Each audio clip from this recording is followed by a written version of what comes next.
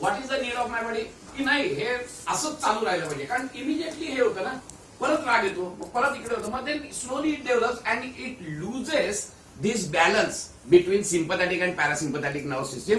आणि मग तुमचा राग शांत जरी झाला ना तरी तुमचे हार्टबीट्स जास्तच चालतात, तुमचा ब्रेथ रेट जास्तच राहतो, तुमच्या ह्याच्यातलं जे रक्त आहे ते जास्तच राहतो. Then you said that you are a victim of diabetes, you are a victim of hypertension. का होतं? बिकॉज नाव आपण असे संस्कार केलेले आता त्या सेल्सवर इतके वेळा हे करून की slowly it develop the intelligence की know this is the need of my body and then it loses that balance between sympathetic and parasympathetic nerve system. आणि मग तुमची जरी सिच्युएशन निघून गेली तरी देखील तुमची सिस्टीम ही सिम्पथॅटिक नर्वस सिस्टीमवरच राहते. आणि जेव्हा सिम्पथॅटिक नर्वस सिस्टीमवर राहते त्यावेळेला ती सिच्युएशन नसली तरी देखील तुमचं ब्रेथ रेट वगैरे वाढलेलेच असतात, तुमच्या शुगर जी आहे रक्तातली ती शुगर वाढलेलीच असते, तुमचा हार्ट बीट्स वाढलेलंच आहे, तुमचं ब्लड प्रेशर वाढलेलंच असतं. Because now it has not transferred to the parasympathetic nervous system. This is one reason why these psychosomatic diseases are arises. It is because that you are putting the intelligence, तुम्ही संस्कार घालताय तुमच्या सेलवर. आधीचे संस्कार काय होते? अनंत जन्माचे संस्कार होते. आणि म्हणून तुम्ही म्हटलं तसं की जन्माला आल्यानंतर तुम्हाला कोणी शिकवतं का की आता घे रे श्वास, आता सोड रे श्वास? नाही शिकवत कोणी. From where this intelligence has come? That intelligence is there in that nucleus की ज्याच्यामुळे तुम्हाला हे सगळं होतं. कळलं की नाही? आता परिस्थिती अशी आहे की या संस्कारांवरती आम्ही हे संस्कार टाकले आणि हे संस्कार टाकल्यामुळे आमच्या सेलचा इंटेलिजन्स आम्ही बदलला. And now the cell has decided that this is the need of my body and so there is no need of shifting over from sympathetic to parasympathetic nerve system. This is one reason. The second reason that there is no समत्व. Again I am telling you, समत्वम योग उच्चते हे आपण म्हणतो, बरोबर आहे ना? आता समत्व नाही. कुठे समत्व नाही? एक तर देर इज नो समत्व between sympathetic parasympathetic nerve system. दुसरी महत्वाची गोष्ट अशी असते की there is no balance between your physical activity and mental activity. आज परिस्थिती अशी आहे की आमच्या डिझायर्स आणि आमचा मेंटल जे एक्झरसाइज आहे तो एवढा जबरदस्त वाढलेला आहे की त्या मानाने फिजिकल एक्झरसाइज कमी होतोय. दुसरी महत्वाची गोष्ट अशी असते की फिजिकल एक्झरसाइज करण्या इतपत आम्हाला वेळच नसतो. So this balance is again tilted, unbalance is again tilted because that we don't have time to exercise and minimize that gap between the mental activity and the physical activity. हा पण एक मोठा problem आहे. आता परिस्थिती अशी होते की आम्ही खुर्चीत बसून we have got lot many jobs to do at mental level. Lot many desires are there. We want to run very fast. But then that desire and that ambition does not get percolate down on your physical body. आणि ज्या वेळेला ते physical बॉडीवर manifest होत नाही त्यावेळेला ताण निर्माण होतो. Because now mind wants to run at this level whereas your physical body is not capable of running to that level.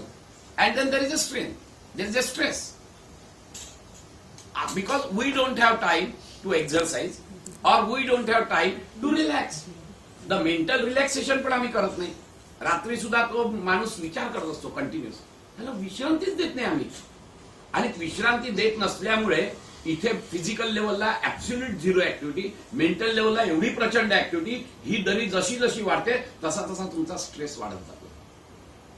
हा स्ट्रेस जर का कमी करायचा असेल तर either you relax mentally which we do not have time, or you exercise physically.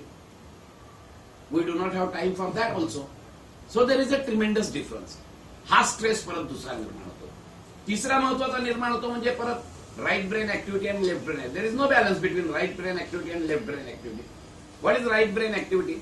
It is the art, it is the love, it is the intuition. आपण त्याला खतपाणीच घालत नाहीये. कारण का की we have so many desires, we have so many ambitions, we want to compete, we want to we ourselves jump into that mad rush. For what? For nothing. Because we don't analyze the situation at intellectual level. We absolutely don't analyze it. अरे माझी काही गरज आहे का? काहीही करत नाही आपण. ते येऊ विज्ञानमय कोशात ठेवायला खूप मला सांगायचं तुम्हाला. विज्ञानमय कोश कसा तागडा करायचा तो, त्याशिवाय काहीच होणार नाहीये. And so we don't analyze the situation and we just jump into the mad rush. त्या कॉम्पिटिशनच्या ह्याच्यात जातो, काही कारण नसताना हे धावतोय, हे सगळे धावतात, मग मी पण धावतोय मेंढरासारखा. त्यामुळे माझी गरज नाही तर मी कशाला धावू तिथे. पण नाही, वी डोंट डू दॅट. हा प्रकार असल्यामुळे आम्ही फक्त लेफ्ट ब्रेन ऍक्टिव्हिटी करतो आणि राईट ब्रेनला विचारच करत नाही. एखादा खरा जो माणूस असतो की नाही, तो आर्ट मध्ये पण जातो, तो थोडासा रिलॅक्स होतो, तो थोडासा फिरायला जातो, तो थोडासा इंट्युटिव्हली काहीतरी करायला बघतो. हे सगळे जे प्रकार आहेत ना, हे सगळे प्रकार राईट ब्रेनचे आहेत. But we don't do that. So there is no balance between left brain and right brain activity. या तीन गोष्टींमुळे आमचं सगळं होमिओस्टॅटिस जे आहे ना, ते सगळं बिघडतं. होमिओस्टॅटिस तुमचं नॉर्मल केव्हा राहतं? When there is a perfect balance between sympathetic nervous system, parasympathetic nervous system. Your personality development will be at peak when there is a perfect balance between your left brain activity and the right brain activity. And of course there is a perfect homeostasis will be maintained if there is a perfect balance between your physical activity and the mental activity. आम्ही या तिन्हीपैकी काहीही करत नाही and we develop this stress. When there is no equanimity, when there is no samatva, the stress develops. आम्ही ह्याच्याकडे कुठे बघतच नाही. आणि मग कॉमन माणूस काय करतो?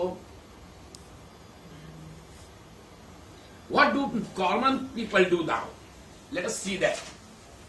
आणि मग नॉर्मली काय करतात हे एक्झिक्युटिव्ह वगैरे तुम्ही जर बघाल तर, now they have got the stress, they don't have time to relax.